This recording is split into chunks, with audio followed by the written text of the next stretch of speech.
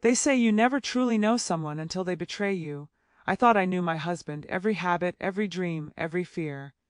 42 years of marriage, I believed, had made us one soul in two bodies. But the man who sat across from me that October evening, claiming he was dying and needed to divorce me to save me, was a stranger wearing my husband's face. And the cruelest part, I believed him. I cried for him. I would have done anything for him. Until the day I saw him laughing in a jewelry store, picking out wedding rings with a woman young enough to be his daughter. My name is Margaret Henderson, though everyone calls me Maggie. I'm 67 years old, and until 6 months ago, I thought my life was exactly what it was supposed to be. Richard and I met in 1982 at a community library fundraiser. He was 25, charming, full of ambition. I was 23, freshly hired as the children's librarian, idealistic about books and love and building a life that mattered. He asked me to dance that night, and I remember thinking his smile could light up the darkest room. We married a year later. Had 2 beautiful children, Daniel and Sarah. Watched them grow, helped them through scraped knees and broken hearts and college applications. Richard built a solid career in commercial real estate. I spent my days surrounded by books and children's laughter. We weren't wealthy, but we were comfortable. We had traditions: Sunday morning pancakes, anniversary trips to the coast, Christmas Eve spent wrapping presents together after the kids were asleep. When we both retired 3 years ago, I was excited. Finally, we'd have time for all those things we'd postponed. Travel, long walks, maybe volunteer work together. The golden years, they call them. But something shifted in Richard after retirement. He became distant, distracted. He'd spend hours on his phone, always stepping into another room to take calls. When I'd ask about his day, his answers became vague, mechanical. Fine, Maggie. Just fine. I told myself it was an adjustment. Men struggle with retirement differently than women, I'd read. They lose their identity when they lose their work. I gave him space. I waited for him to come back to me. Then came October 15th, the day that split my life into before and after. Richard asked me to sit down at the kitchen table after dinner. His face was grave, his hands shaking slightly. My heart immediately clenched with fear. "Maggie," he said, and his voice cracked, "I need to tell you something. I've been to several doctors over the past few months." The world seemed to tilt. "What? Why didn't you tell me? What's wrong?" He looked down at his hands. "I didn't want to worry you until I knew for sure. But now, Maggie, they found tumors. In my pancreas. Stage 4 pancreatic cancer?" I couldn't breathe. Pancreatic cancer. I knew what that meant. My friend Linda had lost her husband to it 5 years ago. 6 months from diagnosis to death. "No," I whispered. "No, Richard. There has to be treatment. Surgery. Something." "There's nothing they can do," he said, and I saw tears in his eyes. Real tears. 6 months, maybe a year if I'm lucky. The medical bills are going to be astronomical, Maggie. The treatments, even the palliative care, it will drain everything we have. I reached across the table for his hand. "I don't care about money. We'll figure it out together. We always have." But he pulled his hand away. "That's why I need to ask you something. Something that's going to hurt you, and I'm so sorry. But it's the only way out. One need to divorce," he said. The words didn't make sense. They were sounds without meaning. "What? If we divorce now, before the medical bills pile up, the debt will be in my name only. The house, our savings, your retirement, it will all be protected. You'll be safe." He wiped his eyes. "I can't leave you with nothing, Maggie. I won't do that to you. This is the only way." I was crying now, confused, terrified. "I don't understand. We can talk to a lawyer, find another way." "There is no other way," he said firmly. "I've already consulted with an attorney. This is how we protect you. Please, Maggie, this is my last gift to you. Let me do this." The next 2 hours were a blur of tears and arguments and Richard's patient, gentle insistence. He had it all planned out. We'd file for an uncontested divorce immediately. He'd move into a smaller apartment to keep costs down. I'd stay in the house. We'd tell the kids it was amicable, that we wanted different things in retirement. No need to burden them with his illness yet. "But I want to take care of you," I sobbed. "I want to be with you. In sickness and in health, remember? You'll still be with me," he promised. "We just won't be legally married. You can visit any time. I just need you safe, Maggie. Please." I didn't sleep that night. I lay in our bed, listening to Richard breathe beside me, trying to memorize the sound. My husband was dying. The man I'd loved for 42 years was dying, and he was pushing me away to protect me. It was the most noble, selfless thing I could imagine. Or so I thought. The divorce papers arrived within a week. Richard had been efficient, I'd give him that. I sat at the kitchen table, staring at the legal documents with their cold, formal language. Dissolution of marriage, irreconcilable differences, division of assets, words that reduced 42 years to a bureaucratic transaction. Richard sat across from me, pointing to the lines I needed to sign. It's fair, Maggie. See, you get the house, your full retirement account, half of the savings. I only kept enough to cover my expenses. His medical expenses, he meant. The treatments that wouldn't save him. The hospital bills that would come. I felt sick. This feels wrong, I whispered. All of this feels so wrong. I know. He reached across and squeezed my hand. His touch was brief, almost formal. But it's necessary. Please trust me. I signed. What choice did I have? My husband was dying. We told the children the following Sunday. I'd insisted on that. They deserved to know to say goodbye, to spend time with their father. Daniel flew in from Seattle. Sarah drove up from San Diego. We sat them down in the living room, the same room where we'd celebrated their graduations, their engagements, their children's births. Your father and I are getting divorced, I said, my voice steady despite the tears running down my face. Sarah's mouth fell open. What? Why? Richard jumped in smoothly. Your mother and I have grown apart. We want different things now. It's amicable. We both agreed this is best. Best. Daniel stood up, his face flushed with anger. You've been married over 40 years? People don't just grow apart after 40 years. Sometimes they do, son, Richard said calmly. We're handling this maturely. Your mother is keeping the house. Everything is fair. I don't believe this. Sarah looked between us. Mom, is this really what you want? I wanted to scream the truth. I wanted to tell them their father was dying, that he was sacrificing our marriage to protect me. But Richard had made me promise to wait. Don't burden them yet, he'd said. Let's get through the divorce first. Then we'll tell them about my illness together. So I lied to my children. Yes, I said. This is what we both want. They left confused and hurt. Daniel barely spoke to his father. Sarah cried in my arms before she drove home. I thought you two were forever, she sobbed. I thought if anyone could make it, it was you. So did I, baby, I whispered. So did I. Richard moved out 2 weeks later. He'd found a small furnished apartment across town, closer to the medical center, he explained. I helped him pack, folding his clothes, wrapping his books. Every item I placed in a box felt like burying a piece of our life together. I'll come visit, I promised. Every day if you want. Let's see how I'm feeling, he said. The treatments are going to be rough. I might not be good company. I don't care. I want to be there. He kissed my forehead. It felt like goodbye. You're a good woman, Maggie Henderson. Better than I deserve. At the time, I thought he was being modest.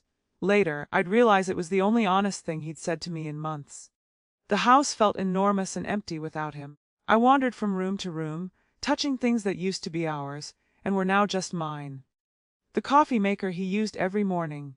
The reading chair where he'd fall asleep with the newspaper on his lap. The bed we'd shared for decades, now too big and too cold. I called him every day. How are you feeling? Did you eat? Do you need anything? His answers were always vague. I'm managing. Don't worry about me. When can I visit? Soon, Maggie. I just need to get settled first. But soon never came. Every time I suggested coming over, he had an excuse. He was too tired. He had a doctor's appointment. He needed to rest. The apartment was too messy for visitors. My neighbor Claire noticed the change in me immediately. Claire was 72, sharp as a tack, and had lived next door for 15 years. She'd watched my children grow up, attended our anniversary barbecues, shared countless cups of coffee over the fence. She found me crying in my garden one afternoon in early November, pulling weeds with shaking hands. Maggie Henderson. What in God's name is going on? She climbed over the low fence separating our yards, something she always did instead of walking around like a normal person. The whole neighborhood is talking. Richard moved out. You're divorcing, I corrected, wiping my face. It's not final yet. Why? I couldn't tell her. Richard had made me promise to keep his illness private. We just grew apart. Claire snorted. That's horse manure and you know it. You two were holding hands at the Memorial Day block party. People who are growing apart don't hold hands. People change. Not that fast they don't. She studied my face. Something's wrong, really wrong. And you're protecting him, aren't you? I looked away. Please don't ask me to explain. Fine, I won't ask. But I'm watching, Maggie.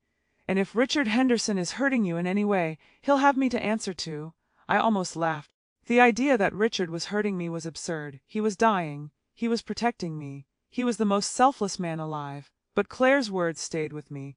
Over the next few weeks, as Richard continued to avoid my visits, as he stopped answering my calls as frequently, as the divorce moved forward with surprising speed, a small voice in the back of my mind began to whisper. Something didn't feel right. I pushed the voice away. I was being paranoid, suspicious. My husband was dying and I was doubting him. What kind of wife was I? Then came the day I decided to organize our financial papers. Richard had always handled the bills, the investments, the important documents. Now that we were divorcing, I needed to understand what I had, what I owed, what was mine.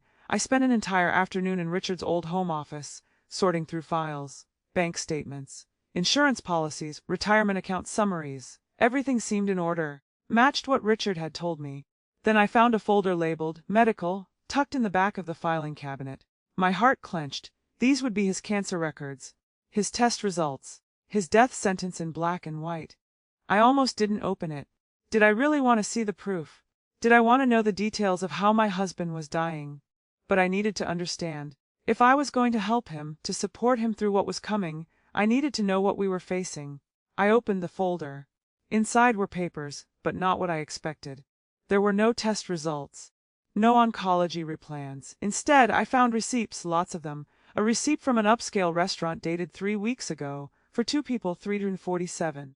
A receipt from a jewelry store, consultation fee $200. A receipt from a travel agency, deposit for a Caribbean cruise for $500. And a printout of an email confirmation from a venue called The Gardens at Rosewood. Subject line, wedding package deposit confirmation, date of event December 28th, 6 weeks away. My hands started shaking so badly I dropped the papers. Richard was planning a wedding. Richard, who was supposedly dying of cancer, was planning a wedding. And I was not the bride. I sat on the floor of Richard's office for what felt like hours, those papers scattered around me like evidence at a crime scene. Which, I suppose they were. My mind couldn't process it, wouldn't process it. There had to be an explanation. Maybe the receipts were old. Maybe the wedding venue was for someone else, a friend, a colleague. Maybe I was misunderstanding everything. But the dates were recent, all of them. And the email confirmation had Richard's name on it, Richard Henderson and guest. Wedding ceremony and reception for approximately 75 guests. I gathered the papers with trembling hands and stuffed them back in the folder. I needed to think. I needed to understand what I was looking at before I did anything rash. That night, I barely slept. Every time I closed my eyes, I saw those receipts, that wedding venue confirmation. The date, December 28th, less than 2 months away. By morning I'd made a decision. I needed help. I needed someone objective, someone who could tell me if I was crazy or if what I suspected was actually possible. I called Claire. She was at my door in 5 minutes, still in her bathrobe and slippers. What's wrong? You sounded terrified on the phone. I led her to the kitchen table and spread out the papers. I found these yesterday, in Richard's old office. Claire put on her reading glasses and examined each document carefully. Her expression grew darker with every page. When she finished, she looked up at me with fury in her eyes. That son of a bitch isn't dying, is he? Hearing someone else say it made it real. I don't know, maybe he is and I don't know, trying to squeeze some happiness in before the end. Maybe, Maggie, stop. Claire's voice was sharp. Stop making excuses for him. A man with 6 months to live doesn't put a deposit on a wedding venue. He doesn't take someone to a $300 dinner. He doesn't plan a Caribbean cruise. But the cancer diagnosis. Did you ever see any medical records? Any test results? Did you go to any appointments with him? I opened my mouth to say yes, then realized I couldn't. He said he didn't want to burden me, that he'd handle it himself. Convenient. Claire tapped the restaurant receipt. 3 weeks ago. That's after he moved out. After he told you he was too sick for visitors. She picked up another paper. And this jewelry store, that's not a consultation fee, Maggie. That's a deposit on custom rings. I know because my daughter got married last year and used the same jeweler. My stomach turned. But why? Why would he fake cancer? Why would he do this? Because he wants to marry someone else. And he needed you out of the way. Claire's voice softened.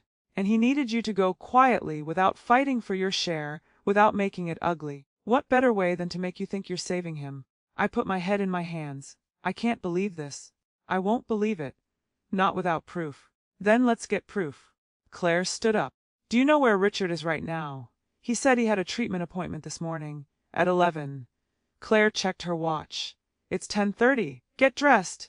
We're gonna follow him. Claire. I can't. Yes, you can. You need to see this with your own eyes, or you'll spend the rest of your life wondering if you were wrong. Trust me, Maggie. I've seen this before. My sister's husband pulled the same thing 20 years ago. Different excuse, same betrayal. Something in her voice, that certainty, that understanding, made me move. I got dressed in a daze, pulling on jeans and a sweater, my hands operating on autopilot, while my brain screamed that this couldn't be happening. We took Claire's car and parked down the street from Richard's apartment building. I felt ridiculous, like we were characters in a bad television movie. But then Richard emerged from the building at 10:45 and my heart stopped. He looked healthy, not like a man dying of cancer. He was dressed in a nice button-down shirt and slacks. His hair was freshly cut. He was smiling as he checked his phone. "There's your dying husband," Claire muttered. "Real suffering there." We followed him, not to a hospital or a medical center, but to an upscale shopping district downtown. He parked and walked into a jewelry store, the same one on the receipt. Claire parked across the street. "Can you see inside?" I could. Through the large front windows, I watched Richard greet a saleswoman, and then I watched a younger woman rush in, kissing him on the cheek, taking his hand. She was maybe 40, blonde, fit. She wore a dress that probably cost more than my monthly grocery budget, and she looked at my husband, my dying husband, with the adoration of a woman in love. "Who is that?" Claire asked. "I don't know." My voice sounded hollow. "I've never seen her before." We watched them browse the display cases together. The saleswoman brought out a tray of rings. The blonde woman tried several on, holding her hand up to the light, squealing with what looked like delight. Richard had his arm around her waist. Then he kissed her. Not a friendly peck, a real kiss, a husband and wife kiss. The kind of kiss he hadn't given me in over a year. "I'm gonna be sick," I whispered. Claire grabbed my hand. "Stay strong. Keep watching. You need to see all of it." They spent 20 minutes in that store. I watched them laugh together. I watched Richard pull out his credit card. Our credit card. The one linked to our joint account that we were supposed to be separating. I watched them walk out hand in hand, both of them glowing with happiness. They walked down the street to a cafe and sat at an outdoor table. Even from across the street, I could see the easy intimacy between them. The way she touched his arm. The way he leaned in close to hear her. The way they looked like a couple planning their future. Because they were. "I've seen enough," I said. My voice was steady now. The shock had burned away, leaving something harder behind, something cold and clear. "Take me home." Claire started the car. "What are you going to do?" "I don't know yet. But I'm not going to cry anymore." I looked at my reflection in the side mirror. My face was dry, calm. He wanted me to be the grateful, gracious ex-wife. He wanted me to step aside and make this easy for him. And now he's going to find out what happens when you underestimate Margaret Henderson. When we got back to my house, I went straight to Richard's office. I pulled out every document, every file, every scrap of paper. I made copies of everything. The restaurant receipts, the jewelry store deposit, the wedding venue confirmation, the Caribbean cruise booking. Then I went through our bank statements with a fine-tooth comb. There were withdrawals I hadn't noticed before. Cash withdrawals, 500 here, 1,800 there. Charges at expensive restaurants, at clothing stores, at places Richard had never frequented in all our years together. He'd been planning this for months, maybe longer. Claire sat with me, helping me organize everything into chronological order. "You need a lawyer," she said. "A real one. Not whoever Richard used for the divorce." "I know." I pulled up my computer and started searching. "And I need to find out who she is." "The girlfriend, the fiancée," I corrected. "She's not just a girlfriend. She's the woman he's marrying in 6 weeks." It took me 2 days of searching, but I found her. Her name was Diane Murphy. She was 42 years old. She worked at the same commercial real estate firm Richard had worked at before retirement. In fact, she still worked there. She was a senior agent. They'd worked together for 5 years. I found her social media profiles. They were mostly private, but her profile picture showed her at a beach, smiling and carefree. One public post from 3 months ago said, "Sometimes the best things in life are worth the wait. Patience pays off." 3 months ago. Right around when Richard started talking about feeling distant. When he started taking those mysterious phone calls in other rooms. The timeline was becoming clear. Richard had fallen for a woman half his age. a woman who was still working, still vital, still climbing her career ladder. And he'd decided that his retirement-age wife, with her comfortable body and her sensible shoes and her quiet life of books and garden, wasn't exciting enough anymore. But he couldn't just leave me. That would make him look bad. His children would judge him, his friends would gossip, and legally, I'd be entitled to half of everything. So he'd invented a terminal illness. He'd made himself the tragic hero, nobly pushing me away to save me. He'd counted on my love, my loyalty, my stupid blind devotion. And it had worked. I'd believed every word. I'd signed the divorce papers without fighting. I'd agreed to a settlement that favored him. I'd kept his secret from our children. I'd made it easy for him. I sat at my computer, looking at Diane Murphy's smiling face on the screen, and I felt something I'd never felt before. Not anger, not hurt. Rage, pure, cold, calculating rage. "Claire," I called out. She'd been making tea in my kitchen, refusing to leave me alone. "I need your help with something." She came in, carrying 2 mugs. "Anything. I need to make Richard think everything is going exactly according to his plan. I need him to believe I'm still the grieving, devoted ex-wife who thinks he's dying." Claire's eyes gleamed with understanding. "While you figure out how to destroy him. While I make sure he gets exactly what he deserves." I took the tea from her hands. "Can you help me do that, honey?" Claire said, pulling up a chair beside me. "I thought you'd never ask." The hardest thing I've ever done was pick up the phone and call Richard the next morning, knowing everything I knew, and sound like the loving, concerned wife he expected me to be. "Richard, hi, I was just checking in. How are you feeling today?" His voice was warm, slightly tired, perfectly calibrated to sound like a sick man being brave. "Oh, you know, good days and bad days. Today's a good day." "I'm so glad." I forced brightness into my tone. "Listen, I was thinking, I know you said you needed space, but maybe I could bring you some of that soup you like. The chicken one with the wild rice." There was a pause. I could almost hear him calculating. "That's sweet of you, Maggie. But I'm actually not home today. Doctor's appointment." Another the lie. "Of course. Well, maybe this weekend. Let me see how I'm feeling and I'll call you, okay?" "Okay. I love you, Richard, even if with everything. I still love you." I heard him swallow. "I know you do, Maggie. Take care of yourself." When I hung up, Claire was watching me from the kitchen doorway. "That was perfect. You sounded completely believable." I felt disgusting. I set the phone down like it was contaminated. How am I supposed to keep doing this? By remembering what he's doing to you, what he was planning to get away with. Claire sat down across from me. "Now, let's talk strategy. What's your goal here?" I'd been up half the night thinking about exactly that. "I want 3 things. First, I want our children to know the truth about their father. Not the version he's been feeding them. The real truth."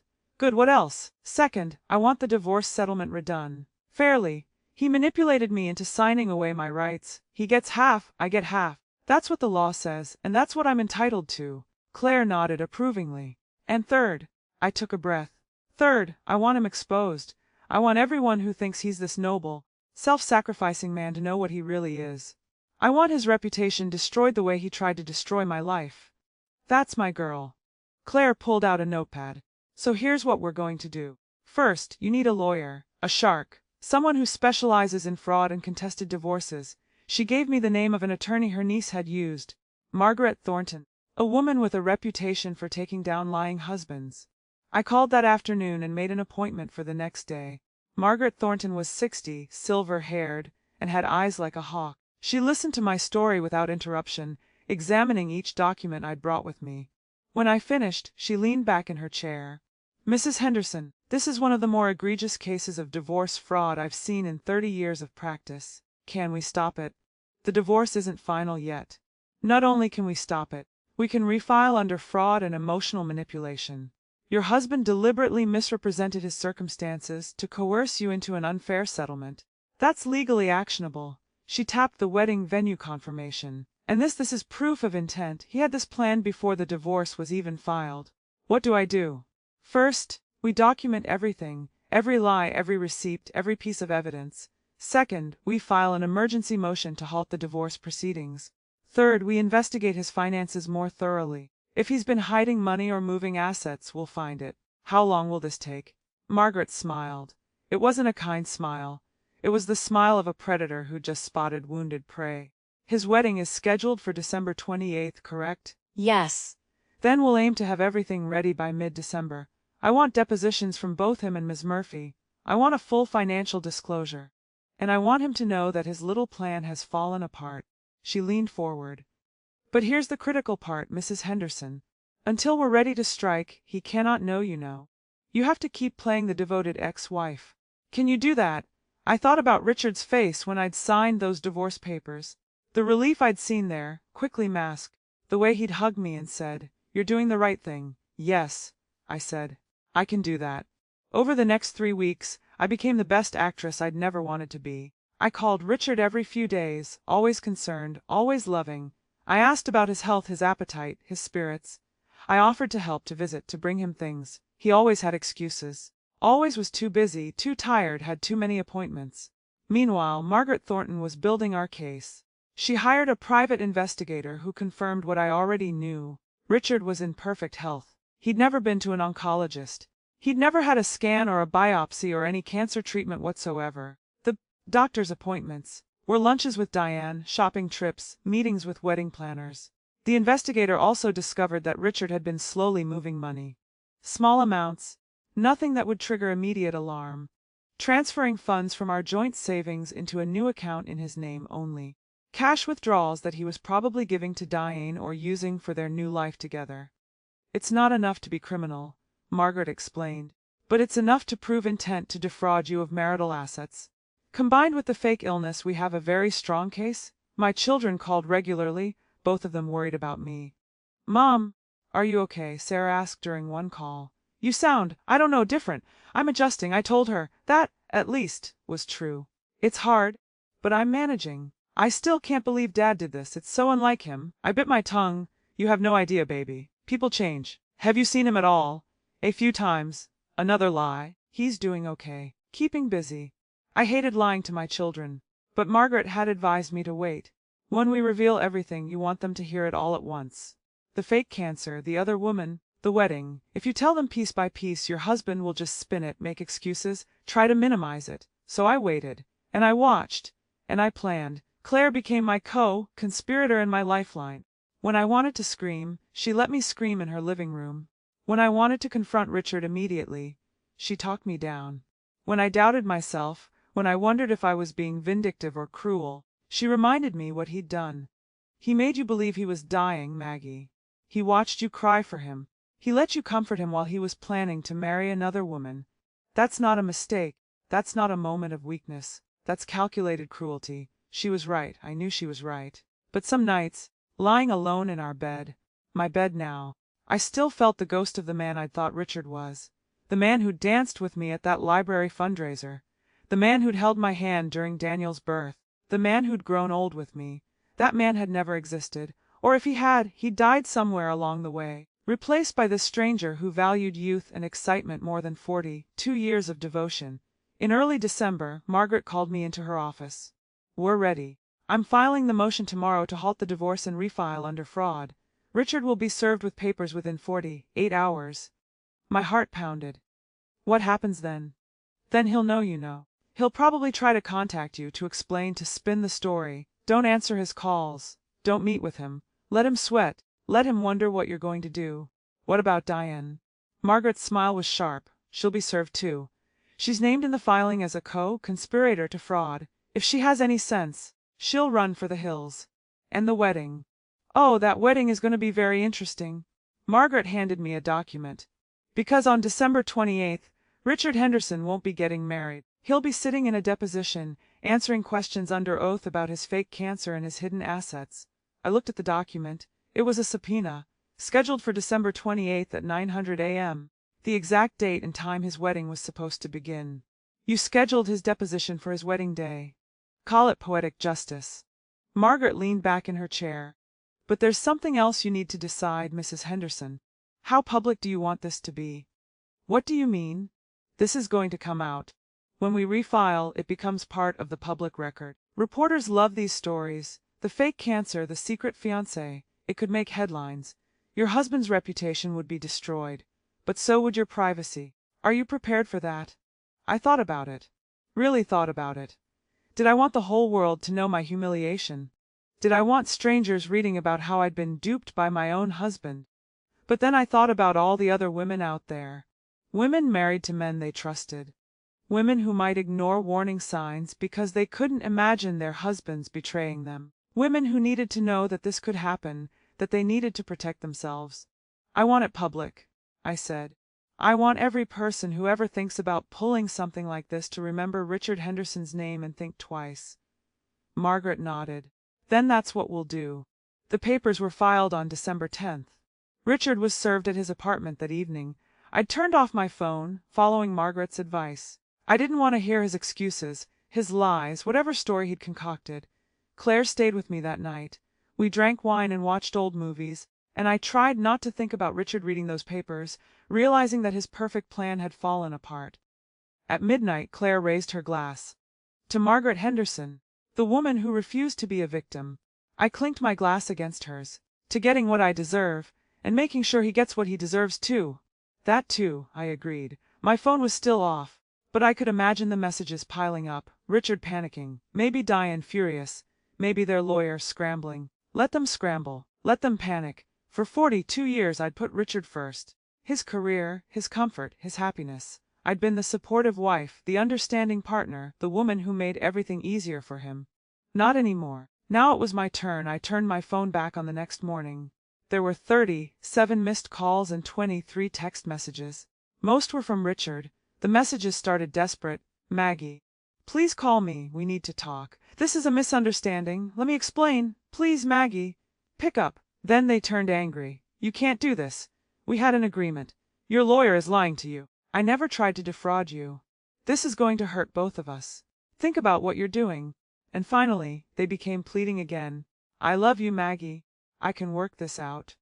Please, don't do this to us. I deleted them all without responding. Margaret had been clear, no contact. Anything I said could be twisted, used against me, or give him ammunition to craft a better lie. There were also messages from Daniel and Sarah. Those I read carefully. Daniel, Mom, Dad called. He's very upset. He says you're accusing him of faking his cancer. What's going on? Sarah, Mom, please call me. Dad says there's been a huge misunderstanding. I'm so confused. I called Margaret first. My kids are asking questions. What do I tell them? The truth, all of it. They're adults. They deserve to know what their father did. She paused. Do you want me to be there when you tell them? No. This is something I need to do myself. I called Daniel first. He answered on the first ring. Mom, what the hell is going on? Dad says you've lost your mind, that you're making crazy accusations. Daniel. My voice was calm, steady. I need you to listen to me, really listen. And I need you to trust that I wouldn't do this unless I had proof. There was a pause. Okay, I'm listening. I told him everything. The fake cancer diagnosis. The divorce he'd manipulated me into signing. The receipts I'd found. The woman named Diane Murphy. The wedding planned for December 28th. Following him to the jewelry store and watching him kiss his fiancée. When I finished, there was silence on the other end of the line. Daniel. I'm here. His voice was tight, controlled. Do you have proof? Yes. Copies of everything. The private investigator's report confirming he's never been to an oncologist. Financial records showing money he moved. The wedding venue confirmation with his name on it. Another long silence. Then, that son of a bitch. Daniel. No, Mom. I'm sorry, but no. He looked me in the eye and told me you two had grown apart. He made me feel guilty for being angry about the divorce. And the whole time, his voice broke. The whole time he was lying. About everything. I'm sorry you had to find out this way.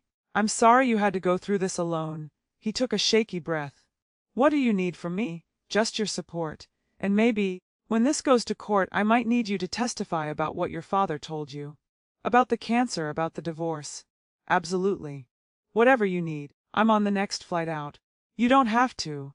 Yes, I do. I'm not leaving you alone with this. The call with Sarah was harder. She cried through most of it, kept saying, I can't believe it, over and over. Unlike Daniel's immediate anger, Sarah seemed to go through the stages of grief in real time. Denial, bargaining, depression. Maybe there's an explanation, she said. Maybe the woman is just a friend. Maybe. Sarah, I watched them pick out wedding rings.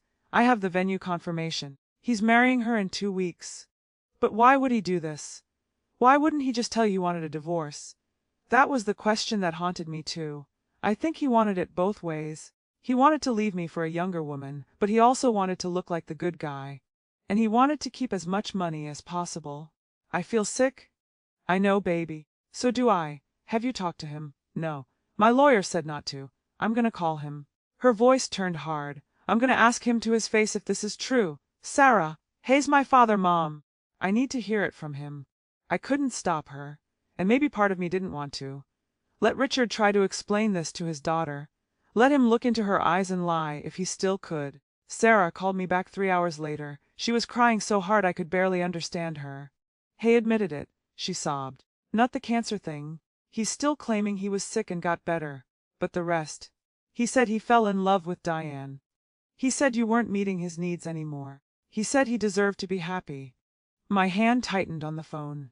He said I wasn't meeting his needs. He said you'd gotten comfortable. That you'd stopped trying. That Diane made him feel young and alive again. Sarah's voice cracked. Mom, I told him that was the most disgusting thing I'd ever heard. I told him I didn't want to see him or talk to him until he apologized to you for everything. You didn't have to do that. Yes, I did. He doesn't get to rewrite history. He doesn't get to make this your fault. She took a shuddering breath. I'm driving up tomorrow. I want to be there for the deposition. Sarah, it might get ugly. Good. Let it get ugly. He deserves ugly. Over the next week, Richard tried everything. He showed up at my house 3 times.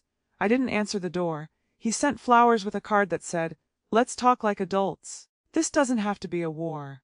I threw the flowers in the trash. He sent emails claiming the cancer had been real, but he'd gone into unexpected remission. A miracle, he called it. He said he'd been too embarrassed to tell me the relationship with Diane had started before the divorce, because he knew I wouldn't understand. He said we could all be mature about this. I forwarded every email to Margaret without responding. He even tried to turn mutual friends against me. I heard through the neighborhood grapevine that he was telling people I was being vindictive, that I couldn't accept that he'd moved on, that I was making up lies to hurt him. But then Margaret went public with the filing. A local reporter got wind of the story. Local man allegedly faked cancer to trick wife into divorce. And it spread. First local news, then regional, then national. Suddenly everyone knew. Richard's friends from the real estate firm. Our neighbors. People at my old library. The parents of children I'd read stories to for 30 years. The court of public opinion was swift and merciless. Richard's social media accounts, which had been full of sympathetic messages when people thought he was dying, filled with condemnation. Disgusting. Lowest of the low. How could you do this to your wife? Diane Murphy's accounts went private, but not before people found them and started commenting. Home wrecker. You knew he was married. Karma is coming for you. I didn't participate in any of it. I stayed quiet, stayed home, let Margaret handle the press requests. But I won't lie. Seeing the world finally know what Richard had done, seeing him face consequences for his actions, felt like justice beginning to take shape. Claire brought over groceries and sat with me while I read the news articles. How are you holding up? Better than I expected. I set down my laptop. Is it wrong that I'm not sorry? That I'm glad everyone knows? Honey, he tried to steal your life from you. He made you believe he was dying so you'd hand over everything without a fight. You have nothing to apologize for. My doorbell rang. I tensed. Richard had been persistent. But it was Daniel and Sarah, both of them carrying suitcases. We're staying, Daniel announced. Until this is over. You shouldn't be alone. Sarah hugged me tight. We're here, Mom. Whatever you need. Having my children there transformed everything. The house felt less empty. The nights felt less long, and when Richard tried to call them, which he did repeatedly, they didn't answer. He sent me a text, Daniel said one evening over dinner. Said I was breaking his heart by shutting him out. Asked if I'd forgotten all the good years, all the things he'd done for me. What did you say? I asked if he'd forgotten about Mom. About 42 years of marriage. About the vows he took. Daniel's jaw tightened. He didn't respond. The deposition was scheduled for December 28th. Richard's would be wedding day. Margaret had also scheduled Diane Murphy for that afternoon. Do you want to be there? Margaret asked me during a pre-deposition meeting. You're allowed, but it might be difficult to watch. I'll be there, I said. I want to see his face when he has to tell the truth under oath. December 28th arrived cold and clear. Daniel and Sarah both came with me to the lawyer's office. Claire wanted to come too, but I convinced her to wait at the house. Someone needs to be there in case he tries something, I said. He'll be desperate after today. The deposition room was small and sterile. Margaret sat on one side of the table. Richard and his lawyer, a nervous-looking man named Peters, sat on the other. A court reporter was positioned at the end. I sat in a chair against the wall, behind Margaret. Richard's back was to me, which meant he'd have to turn around completely to see me. He didn't turn around. Margaret began, "Mr. Henderson, you're under oath. Do you understand that everything you say here today is legally binding?" "Wes." His voice was tight. "On October 15th of this year, did you tell your wife, Margaret Henderson, that you had been diagnosed with stage 4 pancreatic cancer?" A pause. "Yes. Was that true?" Another pause. His lawyer whispered something. Richard cleared his throat. "I was told by a doctor that I had concerning symptoms. That's not what I asked. Did you have stage 4 pancreatic cancer?" The tests were inconclusive. Mr. Henderson, I'm going to show you a statement from Dr. Robert Chen, your primary care physician." Margaret slid a document across the table. "Please read the highlighted portion." Richard read silently. I watched his shoulders tense. "Dr. Chen states that you had no symptoms of pancreatic cancer, that you never underwent any tests for pancreatic cancer, that you were, in his words, in excellent health for a man of your age. Is Dr. Chen lying?" "No, but, so you did not have pancreatic cancer?" "I had symptoms I was concerned about." "Yes or no, Mr. Henderson? Did you have pancreatic cancer?" His voice dropped to barely a whisper. "No." "Did you tell your wife you had 6 months to a year to live?" "Yes." "Was that true?" "No." "Did you tell your wife you needed to divorce her to protect her from medical debt?" "Yes." "Was there any medical debt?" "No." Margaret continued, methodical and relentless. She walked him through every lie, every manipulation, every false statement. She showed him the wedding venue confirmation, the cruise booking, the jewelry store receipts. "Mr. Henderson, when did your relationship with Diane Murphy begin?" His lawyer objected. Margaret overruled him with case law. Richard answered, "About 8 months ago?" 8 months ago. "And when did you tell your wife you wanted a divorce?" 4 months ago. So your relationship with Miss Murphy began 4 months before you asked for a divorce. Is that correct? Yes. And you told your wife the divorce was necessary because of your terminal illness? Yes. But you were not terminally ill? No. So you lied to your wife to coerce her into agreeing to a divorce that benefited you financially. Is that a fair characterization? His lawyer objected again. They argued. Eventually Richard was forced to answer. "I didn't see it that way." "How did you see it, Mr. Henderson?" I thought it would be easier for everyone. Less painful. Easier than telling your wife the truth. That you'd fallen in love with someone else and wanted to end your marriage." "Yes." "And less painful than a contested divorce where she might fight for her fair share of marital assets." "That's not."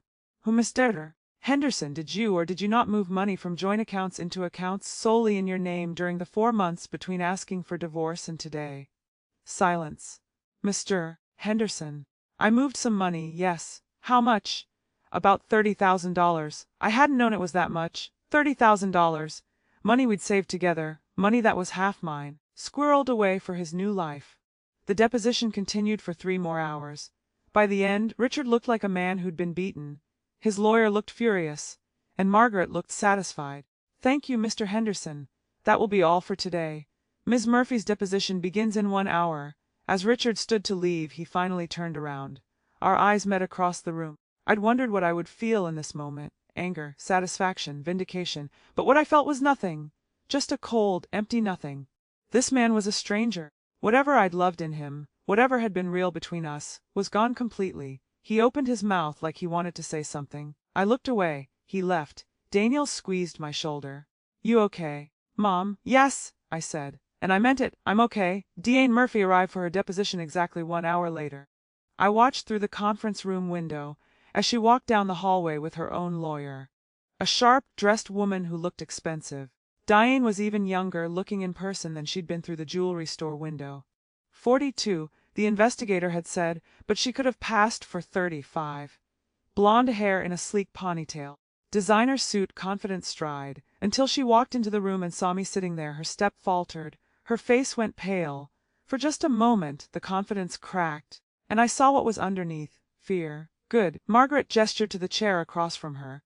"Ms. Murphy, thank you for coming. Please have a seat." Diane sat, her back rigid. Her lawyer, introduced as Ms. Patricia Chen, sat beside her, opening a leather portfolio. "Ms. Murphy," Margaret began, "you understand you're under oath?" "Yes." Her voice was smaller than I expected. Higher.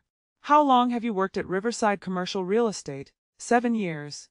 And during that time, did you work with Richard Henderson? Yes, he was a senior agent. I worked under him for 5 years before he retired. Can you describe your relationship with Mr. Henderson? Diane glanced at her lawyer, who nodded slightly. We were colleagues. Friends. Just friends? At first, yes. When did that change? About 8 months ago.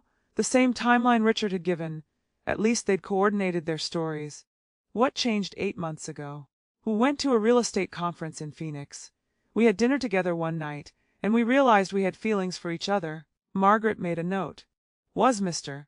Henderson married at the time? Yes. Did you know he was married? Of course, everyone knew. He talked about his wife sometimes. Sometimes, Margaret repeated. How did you feel about beginning a romantic relationship with a married man? Diane's lawyer objected. Relevance. It speaks to Ms. Murphy's awareness of the situation and her role in Mr. Henderson's subsequent actions. The lawyer nodded reluctantly. Diane answered. I felt complicated about it, but Richard told me his marriage had been over for years, that he and his wife were basically roommates, that they stayed together out of habit, not love. I felt Sarah tense beside me. Daniel muttered something under his breath. Margaret continued, her voice neutral. Did Mr. Henderson ever mention divorcing his wife? Yes. He said he'd been thinking about it for a long time but hadn't wanted to hurt her. How considerate, Margaret said dryly. When did he actually file for divorce? 4 months ago. In October. And what reason did he give his wife for the divorce? Diane shifted uncomfortably. I don't know. He didn't tell me the details. Really? You were in a relationship with him, planning a future together, and you never asked why or how he was ending his marriage? I knew it was difficult for him. I didn't want to pry. Ms. Murphy, I'm going to show you a document. Margaret slid the wedding venue confirmation across the table. This is dated September 12th, 1 month before Mr. Henderson filed for divorce. It's a deposit for a wedding ceremony scheduled for today, December 28th. Were you aware of this booking? Yes. So you were planning a wedding with Mr. Henderson while he was still married to his wife. He said the divorce would be finalized by then. But it wasn't filed yet, was it? This deposit was made a full month before he even asked his wife for a divorce. Diane's face flushed. I trusted that Richard knew what he was doing. Did you know that Mr. Henderson told his wife he had terminal pancreatic cancer? The color drained from Diane's face. What? He told his wife he was dying. That's why she agreed to the divorce, to protect herself from his medical debt. Were you aware of that? No, I had no idea, he told me. She looked genuinely shocked, her hands trembling slightly. He told me they'd mutually agreed to split, that it was amicable. So Mr. Henderson lied to you as well? Yes, apparently. Margaret leaned forward. Ms. Murphy, did you ever meet Margaret Henderson, Mr. Henderson's wife? No. Did you ever speak to her? No. Did you know that Richard and Margaret have 2 grown children? Yes, he mentioned them. Did you ever consider how your relationship with their father might affect them? Diane's lawyer objected again. Ms. Chen, my client's personal feelings are not relevant to. I'll allow it, Margaret said coolly. Ms. Murphy. Diane's voice was barely audible. I tried not to think about it. I'm sure that was convenient. Margaret pulled out another document. Ms. Murphy, these are bank records showing that over the past 6 months, Mr. Henderson has given you cash gifts totaling approximately $15,000. Were you aware this money was from marital assets, money that belonged equally to his wife? I didn't know where the money came from. He said he wanted to help me with expenses. What expenses? I was renovating my condo, and we took some trips together. Trips paid for with money stolen from his wife. I didn't know it was stolen. But you knew he was married. You knew the money was coming from somewhere. Margaret sat back. Ms. Murphy, when did you first learn that there were problems with the divorce? Last week. Richard called me, very upset. He said his wife had hired a lawyer and was claiming he'd defrauded her. He said it was all a misunderstanding. And you believed him. I wanted to believe him. For the first time, tears appeared in Diane's eyes. I love him. We were supposed to get married today. Yes, you were. Instead, he spent this morning admitting under oath that he faked cancer to manipulate his wife into a divorce. How does that make you feel? Objection. Diane's lawyer stood. This is harassment. It's a legitimate question about Ms. Murphy's knowledge of the fraud. They argued for several minutes. Eventually, Diane was instructed to answer. I feel betrayed, she said quietly. If what you're saying is true about the cancer, about lying to his wife, Then he lied to me too. He made me complicit in something awful. Did you know that Mr. Henderson moved a 30,000 from private accounts during the divorce proceedings? No. Did you benefit from any of that money? Diane hesitated. He bought me a ring. An engagement ring. It was expensive. How expensive? $12,000. Sarah gasped audibly. I put a hand on her arm. So Mr. Henderson spent 12,000 of marital funds, money that belonged equally to his wife, on an engagement ring for you. And you accepted this ring knowing he was still legally married. The divorce was supposed to be final soon. But it wasn't final. Ms. Murphy, at what point did you start to suspect that maybe Mr. Henderson's version of events wasn't entirely truthful? Diane was crying now, mascara running down her face. When I saw the news articles, when I realized everyone was calling him a monster, when my coworkers started looking at me like I was part of it. Are you still planning to marry him? I don't know. She wiped her face with shaking hands. I don't know anything anymore. Margaret continued for another hour, extracting every detail of the relationship, every gift, every trip, every lie Richard had told. By the end, Diane looked destroyed. One final question, Ms. Murphy. If you could speak directly to Margaret Henderson right now, what would you say to her? Diane's lawyer started to object, but Diane held up a hand. She turned in her chair, looking directly at me for the first time since the deposition began. I would say I'm sorry. Her voice broke. I'm sorry I believed him. I'm sorry I didn't ask more questions. I'm sorry I let myself think that a marriage of 42 years was just something that didn't matter anymore. She wiped her eyes again. He showed me pictures of you once. From when you were younger. You were so beautiful. And he said you'd let yourself go. That you'd given up. But looking at you now, I see someone who's stronger than I'll ever be. Someone who survived something I helped create. I didn't respond. Couldn't respond. But I held her gaze until she looked away. Thank you, Ms. Murphy, Margaret said. That will be all. After Diane and her lawyer left, Margaret turned to me. How do you feel? She knew, I said. Maybe not about the cancer, but she knew he was married. She knew she was helping him betray someone. And she did it anyway. Yes, she did.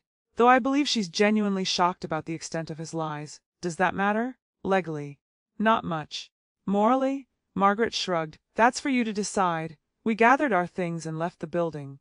Outside, the winter sun was setting, casting long shadows across the parking lot. Mom, Sarah said quietly. Are you okay? I keep thinking about something Diane said. That Richard told her I'd let myself go, that I'd given up. That's garbage, Daniel said fiercely. You're the strongest person I know. I gained weight after menopause. I stopped dyeing my hair. I wore comfortable shoes instead of heels. I looked at my children. I got older. That's what I did. I got older, and apparently that made me disposable. That's on him, not you, Sarah insisted. Dad's the one who couldn't handle reality. You didn't do anything wrong. I know that intellectually. But emotionally, I trailed off. Claire was waiting at my house when we got back. She took one look at my face and pulled me into a hug. How bad was it? She cried. He looked broken, and I felt nothing. I pulled back. Is that wrong? Shouldn't I feel something? You feel what you feel. There's no wrong way to survive this.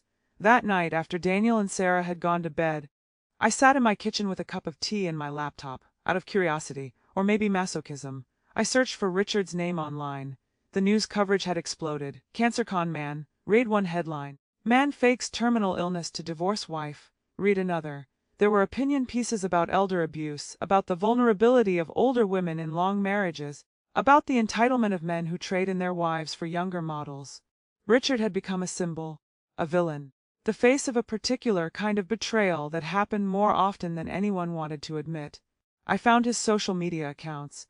They'd been bombarded with messages, most of them vicious. His profile picture, a smiling photo of him hiking, looking healthy and happy, had hundreds of comments. You're disgusting. I hope your wife takes everything. Rot in hell. My father did the same thing to my mother. Men like you destroy families. A small, petty part of me was glad. But mostly I just felt tired. My phone buzzed.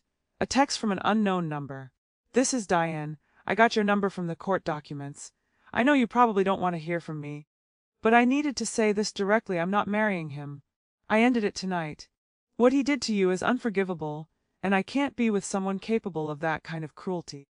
I know my apology means nothing, but I am truly, truly sorry. You deserve better. You still do.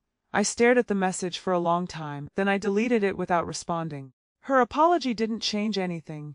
It didn't undo the past 4 months. It didn't erase the humiliation or the betrayal or the nights I'd spent crying for a man who was never actually dying. But somewhere deep down, in a place I barely acknowledged, I felt a tiny bit of satisfaction knowing that Richard's perfect plan had cost him everything. His wife, his children's respect, his reputation, his fiancée, his wedding day, everything. The final divorce hearing was scheduled for mid-January. Margaret had negotiated a settlement that gave me everything I was entitled to under the law, half of all marital assets, the house, my full retirement account, and compensation for the attorney fees I'd incurred fighting Richard's fraud. Richard had tried to contest it at first. Then the judge read the deposition transcripts and the investigators' reports. The judge's words still echo in my mind, "Mr. Henderson, in 30 years on the bench I've seen many difficult divorces. But I have rarely seen such calculated, cruel deception.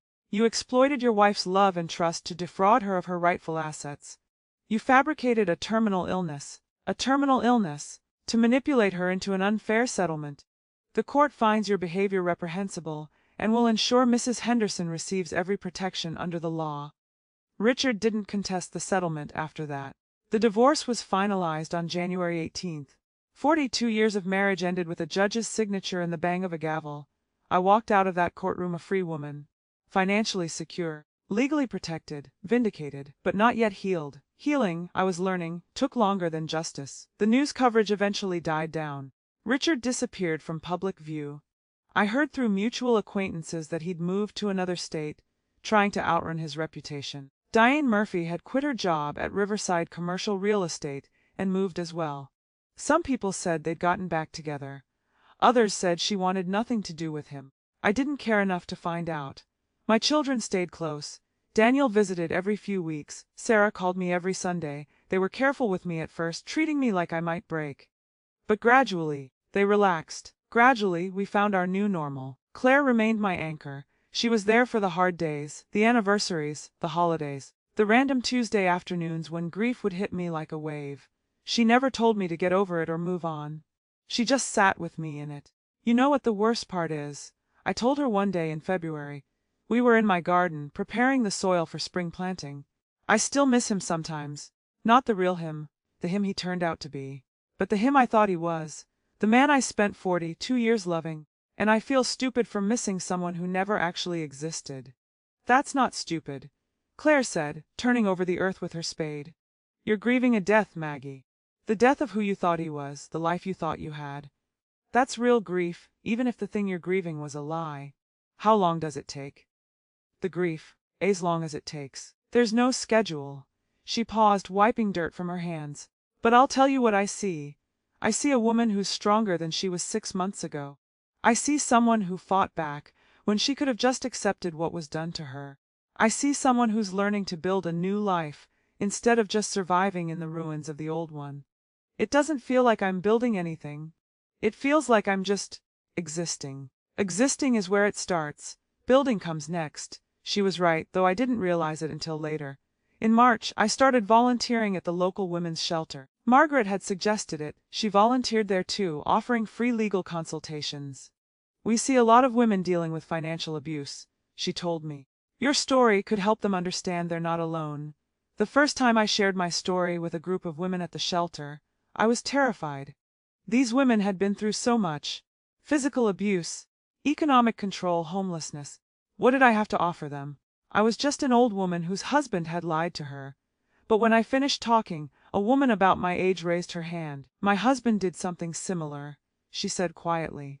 Convinced me to put everything in his name for tax purposes. Then he divorced me and I had nothing. I thought I was the only one stupid enough to fall for it. You're not stupid, I told her. You trusted someone you loved. That's not stupidity, that's being human. Others shared their stories. Different details, same theme. Men who exploited trust, who used love as a weapon, who counted on women's loyalty to get away with betrayal. We weren't stupid. We weren't weak. We were women who'd believed in commitment, in partnership, in the vows we'd taken. And we'd been punished for that belief by men who saw our loyalty as a vulnerability to exploit. But we were also survivors. Every woman in that room had survived something that could have destroyed her, and we were still standing. I started going to the shelter every Tuesday afternoon. Sometimes I shared legal resources. Sometimes I just listened. Sometimes I told my story again, because someone new needed to hear that they weren't alone. In April, a local news station asked if they could interview me for a segment on financial elder abuse. I almost said no. The idea of being on television, of having strangers see my face and know my story, felt exposing. But then I thought about all the women I'd met at the shelter. All the women who'd told me. I wish I'd known this could happen. I wish someone had warned me. So I said yes. The interview aired in early May.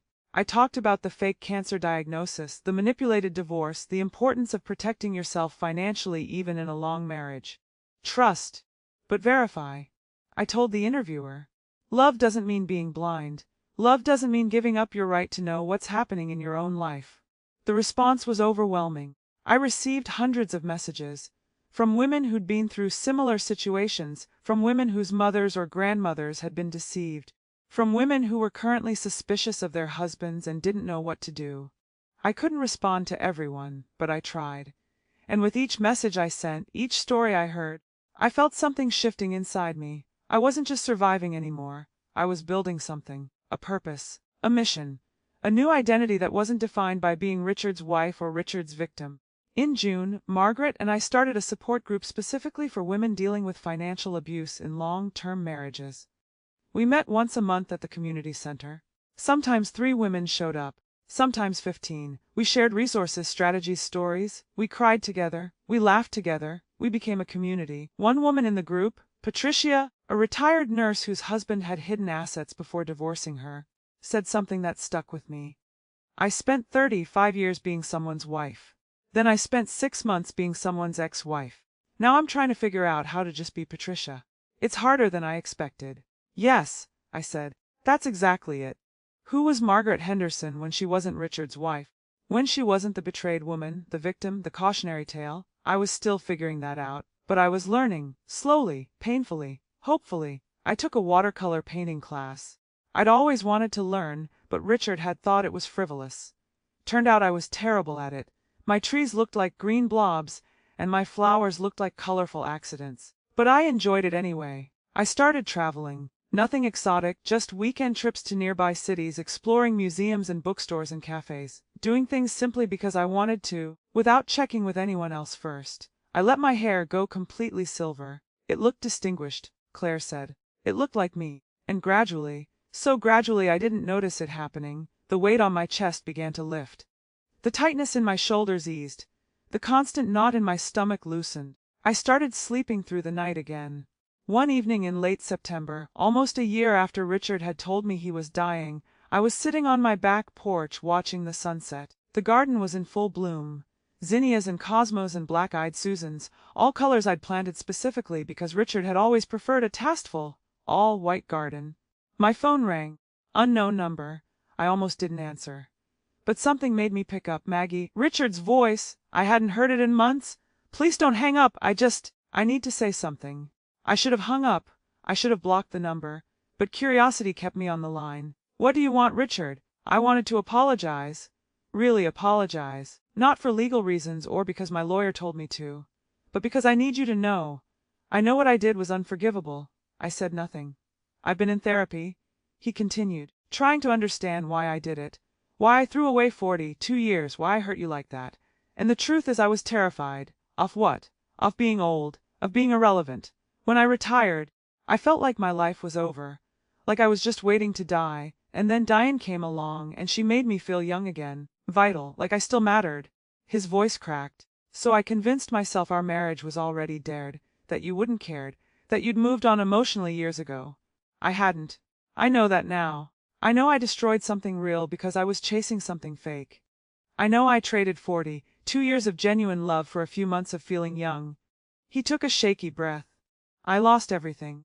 Maggie, my children barely speak to me, my reputation is ruined, I'm alone, and it's entirely my fault. Yes, I said, it is.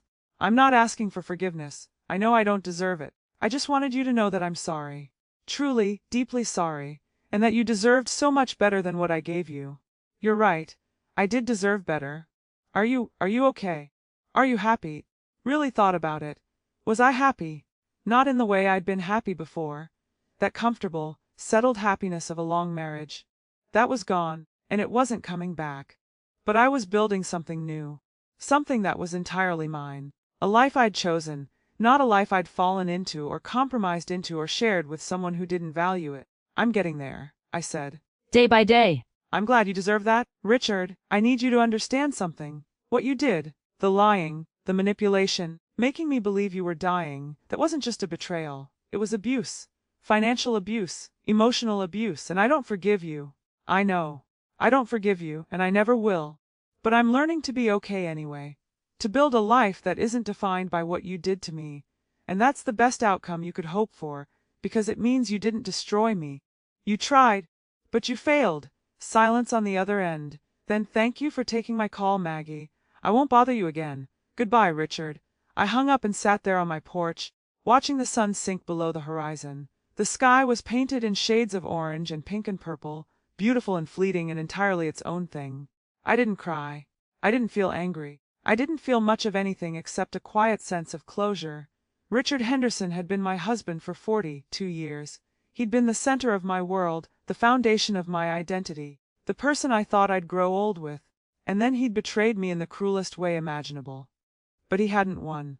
He'd taken a year of my life, yes. He'd taken my trust and my peace and my sense of safety. He'd taken the future I'd imagined. But he hadn't taken my strength. He hadn't taken my dignity. And he hadn't taken my ability to build something new from the wreckage he'd left behind. I was 68 years old. I had gray hair and laugh lines and a body that had carried 2 children and survived 68 years of life. I had a house that was entirely mine, friends who truly cared about me, children who respected me, and a purpose that got me out of bed every morning. I had survived. And more than that, I was learning to thrive. The sickness was a sham. The divorce was real. The new bride was gone. And I was still standing. 2 years later, I was sitting in that same garden, this time with my granddaughter Emma on my lap, reading her a story about a brave princess who saved herself. "Grandma," she said when I finished, "why didn't the prince save her?"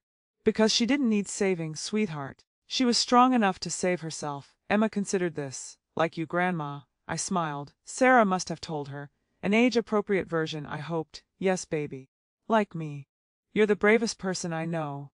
I kissed the top of her head, breathing in the scent of her strawberry shampoo. "You know what I learned? Being brave doesn't mean not being scared. It means being scared and doing the hard thing anyway. Being brave means standing up for yourself, even when it's easier to stay quiet. Being brave means starting over when your whole life falls apart." Did your life fall apart, Grandma? Yes, it did. But I built something new, something better. And it was true. The life I'd built in the 2 years since the divorce was better than the one I'd lost. Not because it was easier or more comfortable or more secure, but because it was honest. It was mine. It was a life I'd chosen every single day. I still had hard moments. Anniversaries that stung. Memories that hurt. Moments when I wondered what my life would have been like if Richard had just been honest, if he'd just asked for a divorce instead of constructing an elaborate web of lies. But those moments were getting fewer and farther between, and they no longer defined me. I was Margaret Henderson, not Richard's wife, not Richard's victim, not the woman whose husband faked cancer. Just Margaret, a mother, a grandmother of all and a friend, a survivor, a woman who'd learned that starting over at 67 was possible. Difficult, yes. Painful, absolutely. But possible. And if I could do it, maybe others could too. That was worth something. Maybe that was worth everything. Emma wiggled off my lap and ran to pick flowers. I watched her, this beautiful child who would grow up in a world that still wasn't fair to women, that still taught them to trust at their own peril, that still sometimes punished them for the very loyalty they'd been taught to value. But she'd also grow up knowing her grandmother's story. Knowing that betrayal didn't have to be the end. Knowing that women were stronger than anyone gave them credit for. Knowing that sometimes the best revenge wasn't revenge at all. It was survival, it was rebuilding. It was refusing to let anyone's cruelty define your worth. Claire came around the corner of the house, carrying a tray of lemonade. "Your granddaughter is terrorizing my rose bushes," she called out. "Emma! Gentle with Miss Claire's flowers!" Emma giggled and ran to Claire, who pretended to scold her before giving her a cookie.